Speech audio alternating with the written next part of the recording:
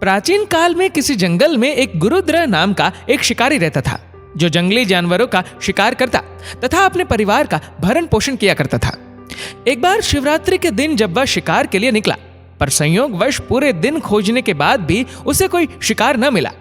उसके बच्चों, पत्नी एवं माता पिता को भूखा रहना पड़ेगा। इस बात से वह चिंतित हो गया। सूर्यास्त होने पर वह एक जलाशय के समीप गया और वहां एक घाट के किनारे एक पेड़ पर थोड़ा सा जल पीने के लिए लेकर चढ़ गया, क्योंकि उसे पूरी उम्मीद थी कि कोई न कोई जानवर अपनी प्यास बुझाने के लिए यहां जरूर आएगा। वह पेड़ बेलपत्र का था और उसी पेड़ के नीचे शिवलिंग भी था, जो सूखे बेलपत्रों से ढके होने के कारण दिखाई नहीं दे रहा था। रात का पहला प्रहर बीतने से पहले एक हिरणी वहां पर पानी पीने के लिए आई। उसे देखते ही शिकारी ने अपने धनुष पर बाण साधा। ऐसा करने में उसके हाथ के धक्के से कुछ पत्ते एवं जल की कुछ बूंदें नीचे बने शिवलिंग पर गिरी और अनजाने में ही शिकारी की पहले प्रहर की पूजा हो गई। हिरणी ने जब पत्तों की खड़खड़ाहट सुनी तो घबराकर ऊपर की ओर देखा और भयभीत होकर शिकारी से कांपते हुए स्वर में बोली, मुझे मत मारो। शिकारी ने कहा कि वह और उसका परिवार भूखा है, इसलिए वह उसे नहीं छोड़ सकता।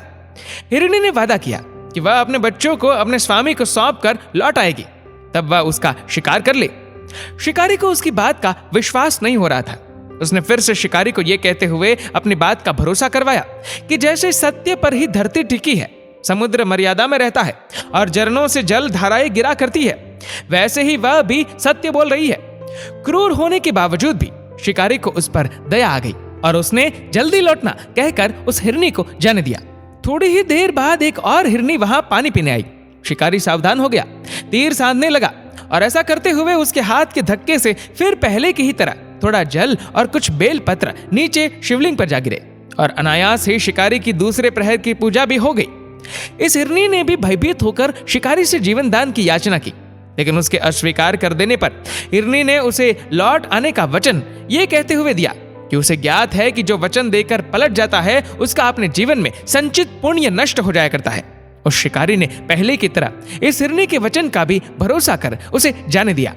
अब तो वह इसी चिंता से व्याकुल हो रहा था कि उनमें से शायद ही कोई हिरनी लौट के आए और अब उसके परिवार का क्या होगा। इतने में ही उसने जल की ओर आते हुए एक हिरन को देखा। उसे देखकर शिकारी बड़ा प्रसन्न हुआ। अब फिर धनुष पर बाण चढ़ाने से उसकी तीसरे प्रहर की पूजा भी स्वतः ही संपन्न हो गई। लेकिन पत्तों के गिरने की आवाज से वह हिरन सावधान हो गया। उसने शिकारी को देखा और पूछा, तुम क्या करना चाहते हो?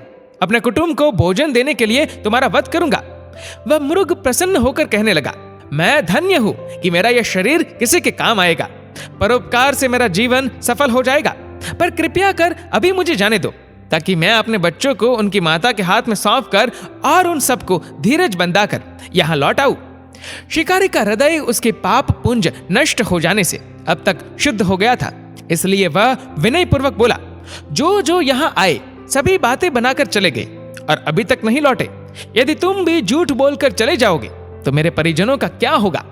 अब हिरन ने यह कहते हुए उसे अपने सत्य बोलने का भरोसा दिलवाया कि यदि वह लौट कर ना आए तो उसे वह पाप लगे जो उसे लगा करता है, जो सामर्थ्य रहते हुए भी दूसरे का उपकार नहीं करता।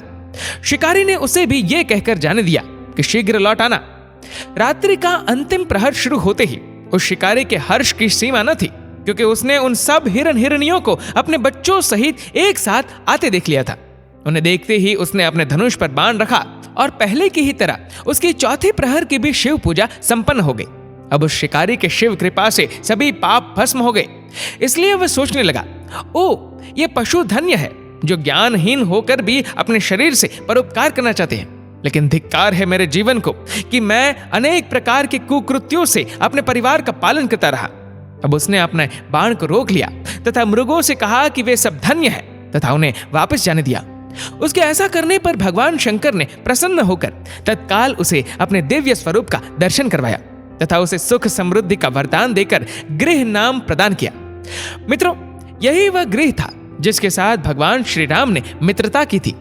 शिव जी जटाओं में गंगा जी को धारण करने वाले, सिर पर चंद्रमा को सजाने वाले, मस्तक पर त्रिपुंड तथा तीसरे नेत्र वाले, कंठ में कालपाश, नागराज तथा रुद्राक्ष माला से सुशोभित, हाथ में डमरू और त्रिशूल है और भक्तगण बड़ी श्रद्धा से जिन्हें शिव शंकर, शंकर, भोलेनाथ, महादेव, भगवान आशुतोष, उमापति, गौरी शंकर, सोमेश्वर, महाकाल, ओमकारेश्वर, वैद्यनाथ, नीलकंठ, त्रिपुरारी, सदाशिव तथा अन्य सहस्त्र नामों से संबोधित कर उनकी पूजा अर्चना किया करते हैं।